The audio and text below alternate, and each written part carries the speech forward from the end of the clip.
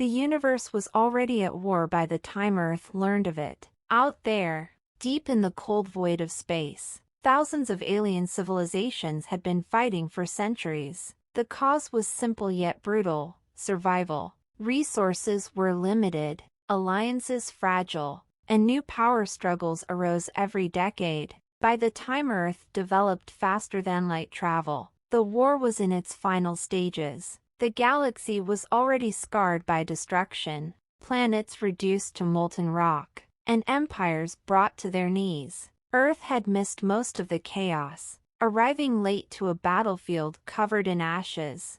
At first, humanity's entrance into galactic affairs was met with indifference. The war had been raging so long that a small new player was barely worth noticing. The major factions were already exhausted, fleets were battered, resources stretched thin, and morale was hanging by a thread. To these battle-hardened empires, Earth seemed like just another backwater species with primitive ambitions. But they underestimated humans. Earth's late arrival was, in fact, its greatest advantage. Humanity had grown and developed without interference, free from the constant conflict that had crippled other civilizations. While the galactic empires fought each other into near oblivion, Earth had perfected its technology and studied the fractured state of the galaxy. The result was a species that wasn't worn down by centuries of war. Humanity was fresh, determined, and, most importantly, ready to act. It started with small skirmishes. Earth's first fleet encountered abandoned wreckage floating in orbit around a dead star. They salvaged what they could, learning everything about alien technology and adapting it. Human engineers worked day and night, breaking down centuries of alien warfare into something far more efficient. The next time Earth's fleet met a hostile force, the results were staggering. What should have been a one-sided defeat turned into a shocking victory. Earth's ships were different. They were sleek, fast, and devastatingly effective. While other species relied on outdated strategies and massive fleets, humanity had built vessels designed for precision strikes. They hit hard and disappeared before the enemy could react. Every battle was a test, and humans learned quickly, adapting after every encounter. The fractured factions began to take notice. At first, they tried to ignore Earth's presence. Then they tried to negotiate. But humanity had no interest in diplomacy. The time for talking had long passed. There was a war to win, and Earth wasn't there to be a spectator. What the galaxy didn't understand was that humans had something the others had lost a long time ago: unity. While other species were divided into splintered factions and constantly shifting alliances, Earth stood together under a single banner. There were no internal power struggles, no betrayals or political games. Every action was focused on one goal: ending the war on their terms. And humanity's terms were absolute. One by one, the weakened empires fell. Not because Earth had the largest fleet or the most advanced weapons, but because they fought with a level of efficiency and relentlessness that no one could match. They didn't waste time on showy displays of power or drawn-out campaigns. They struck at the heart of their enemies, dismantling entire military infrastructures in weeks. But what truly set humanity apart was their ability to think beyond the immediate battle. While other species had been locked in a cycle of attack and retaliation for centuries, humans thought in terms of decades and generations. They didn't just want to win the war, they wanted to ensure there would never be another one.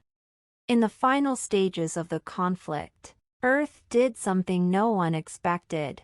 Instead of wiping out their enemies, they rebuilt them. They offered technology, resources, and even protection to those who had once tried to destroy them. Former enemies became allies, and shattered worlds were given a second chance. It was a strategy born not out of kindness, but out of cold, calculated logic. A stable galaxy was far easier to manage than one constantly on the brink of collapse.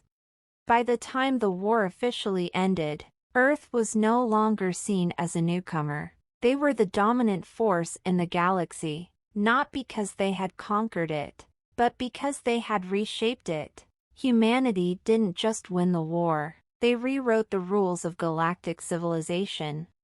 In the years that followed, Earth became the center of a new galactic order. Trade flourished, technology advanced at an unprecedented rate, and peace, true peace, spread across the stars. The scars of the old war remained, but they served as reminders of what had been lost and what had been gained. And through it all, humanity remained vigilant. They knew peace was fragile, that power could corrupt, and that history had a habit of repeating itself. But they also knew that they had something no one else did, a fresh start. In the end, it wasn't Earth's weapons or ships that changed the galaxy. It was their vision, a vision of something greater, something lasting, a vision of a galaxy that could finally leave the shadows of war behind and step into a future of limitless possibilities. And that was the real victory.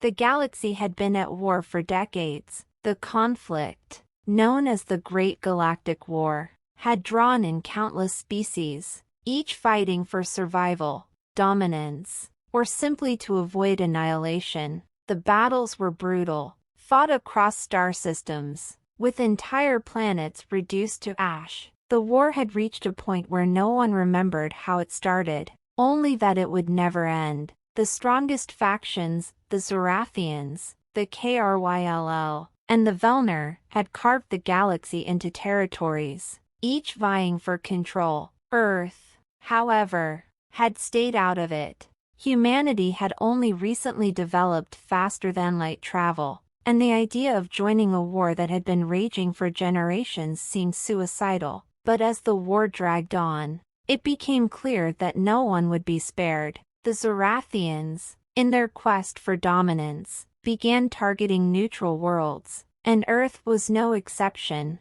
When the Zorathian fleet arrived in the Sol system, humanity was unprepared. Their ships were outdated, their weapons primitive compared to the advanced technology of the Zorathians. The first battle was a massacre. Earth's fleet was decimated, and the Zorathians established a blockade around the planet, cutting off all communication with the outside galaxy. For years, Earth was isolated, its people living under the shadow of the Zorathian warships that loomed in the sky. But humanity did not give up. In secret, deep underground, scientists, engineers, and soldiers worked tirelessly to develop a new kind of weapon, one that could level the playing field.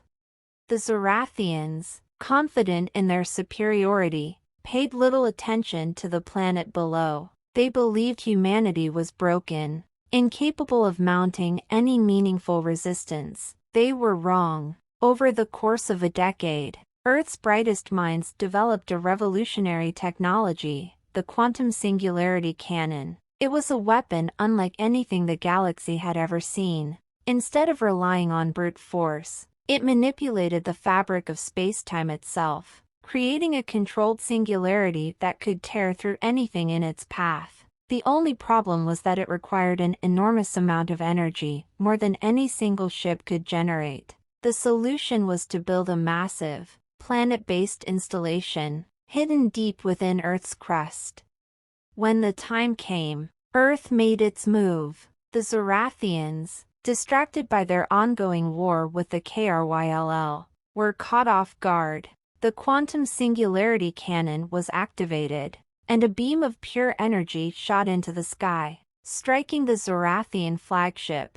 The ship was torn apart, its hull collapsing in on itself as the singularity consumed it. The remaining Zorathian ships, realizing the threat, turned their attention to Earth, but it was too late. The cannon fired again and again, each shot precise and devastating. Within hours, the Zorathian blockade was destroyed. The rest of the galaxy took notice. The Kryll and the Velner, both enemies of the Zorathians, sent emissaries to Earth, offering alliances. Humanity, once seen as weak and insignificant, was now a force to be reckoned with. But Earth's leaders knew that their victory was only the beginning. The war was far from over, and the quantum singularity cannon, while powerful, was not invincible. It was a single point of failure, and if it were destroyed, Earth would be defenseless. Over the next few years, Earth became a hub of activity. Ships from across the galaxy arrived, bringing resources, technology, and soldiers. The planet's surface was transformed, with sprawling cities and massive shipyards springing up overnight. Humanity, once isolated, was now at the center of the galactic stage. The quantum singularity cannon was upgraded, its power increased tenfold, and new defenses were built to protect it. Earth's fleet, once a collection of outdated ships, was now one of the most advanced in the galaxy. The final battle came when the Zorathians, desperate to reclaim their lost territory, launched a full-scale assault on Earth. Thousands of ships descended on the Sol system, their weapons blazing. The battle was fierce, with both sides suffering heavy losses, but Earth's defenses held. The quantum singularity cannon fired relentlessly, its beams cutting through the Zorathian fleet like a knife through butter. The Kryll and the Velner, fighting alongside humanity, provided crucial support, their ships engaging the enemy on all fronts. In the end, it was Earth's ingenuity that turned the tide. As the Zorathian fleet closed in on the planet, a team of engineers activated a new weapon, a network of gravity mines hidden in the asteroid belt. The mines, designed to create localized singularities, tore through the Zorathian fleet, destroying hundreds of ships in seconds. The remaining Zorathian forces, realizing they were defeated, retreated. The war was over.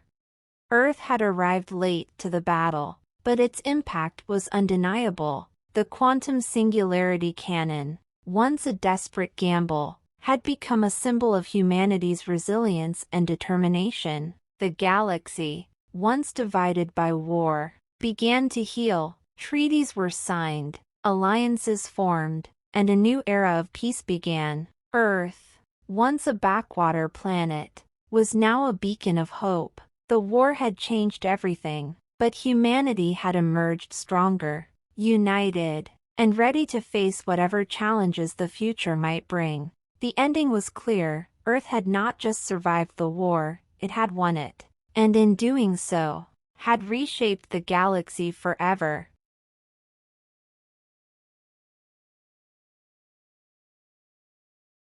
The war had raged across the stars for years before Earth even knew it existed. By the time humanity caught wind of the conflict, the galaxy had become a patchwork of smoldering battlefields and shattered planets. The coalition of worlds, an alliance of species with advanced technology, had been fighting a brutal, losing war against an aggressive alien force known as the Korthan Dominion. These were creatures bred for war, relentless in their advance, leaving nothing but ash and ruin in their wake.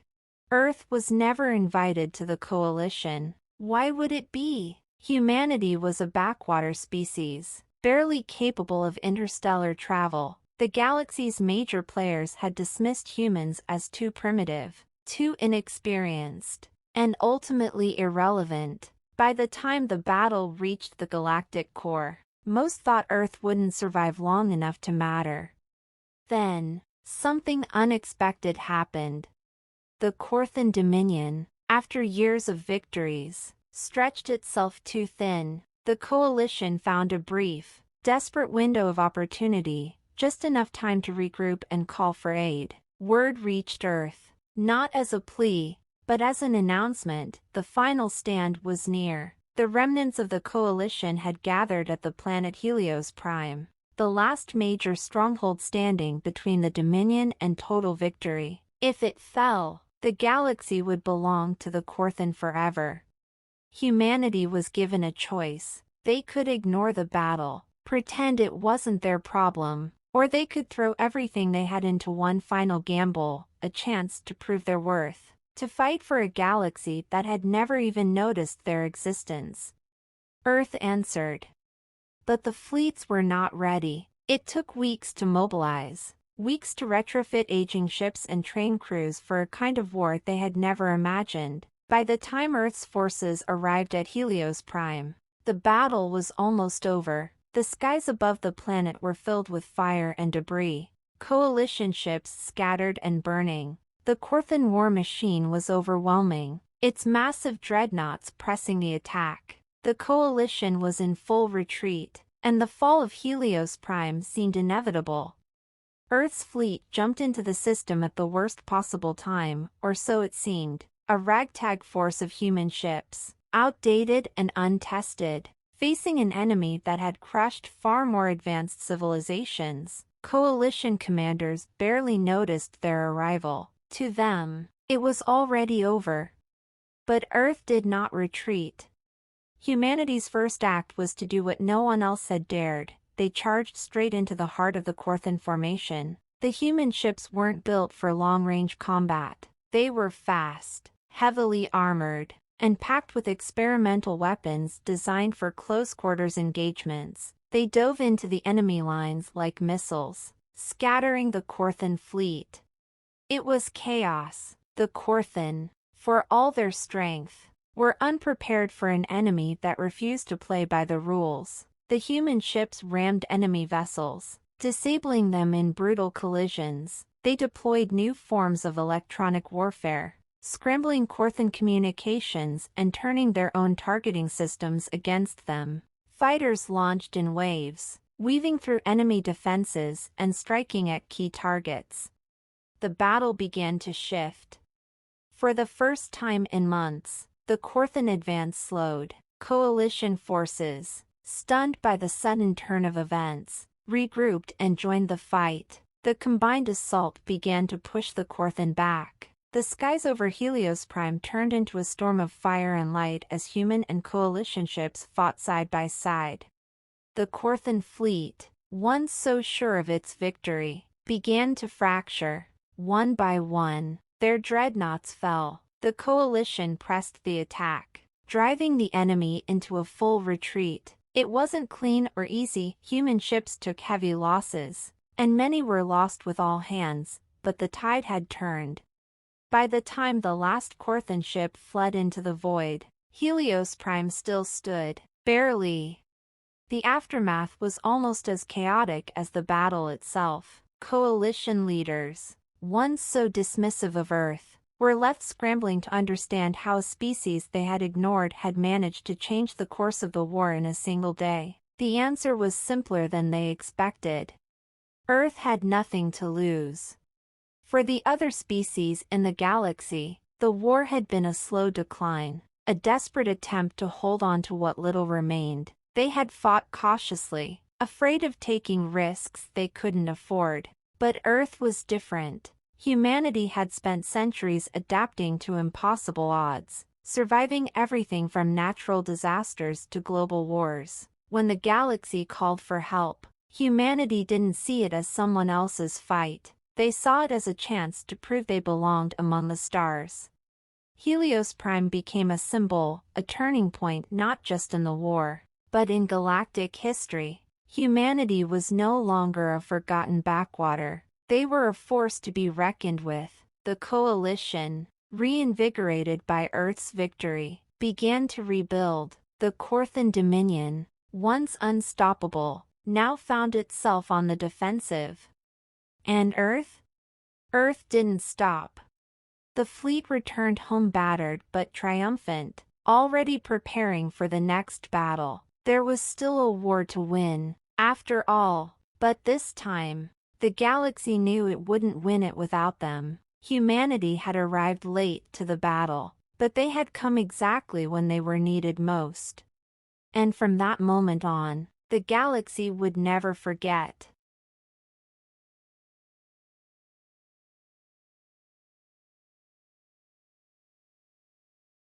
The war in space had raged for years, a brutal, endless conflict between the powerful races of the galaxy. Entire planets were shattered. Fleets of starships turned to drifting wreckage, and the galaxy's fate hung in the balance. The battle for control over Sector 19, the last major stronghold, was supposed to decide everything. It was an all-out clash between the two dominant forces, the Zelith Imperium, a brutal expansionist power that had conquered hundreds of star systems, and the Orion Alliance, a coalition of free worlds fighting desperately to hold the line. Humanity had been watching the war from a distance for decades, never directly involved. Earth was considered a backwater planet, technologically underdeveloped compared to the galactic superpowers. Humanity didn't have faster-than-light travel until recently, and even then, their ships were nothing more than small exploration vessels. The other species barely noticed them, seeing humans as curious but irrelevant. When Earth finally became part of the galactic community, the war had already consumed countless lives and resources. Earth's leaders made the decision to stay neutral. There was no point in getting involved in a war they had no chance of influencing, or so they believed. Diplomats advised caution. Scientists argued that Earth needed more time to grow. The military, underfunded and poorly equipped, was in no condition to fight a war on such a massive scale. But things changed when the Zelith Imperium broke through the Orion Alliance's defenses and began targeting civilian planets. Entire colonies were wiped out in days. Billions of lives were lost. Earth received desperate messages from what remained of the Orion leadership. They weren't just asking for help, they were begging. Humanity hesitated. It wasn't cowardice. It was logic. What could Earth do that the advanced species of the galaxy couldn't? Earth didn't have massive fleets or planet-destroying weapons. What it did have, though, was something no one else expected: ingenuity and an unmatched ability to adapt. The decision was made. Late, but not too late. The first human fleet to leave Earth wasn't large, just a dozen retrofitted exploration ships and a handful of newly built warships that barely passed military standards. No one expected them to make a difference. It seemed almost foolish, but humanity had always thrived in situations that others deemed hopeless. They didn't aim to fight the Zelith head-on. That would have been suicide.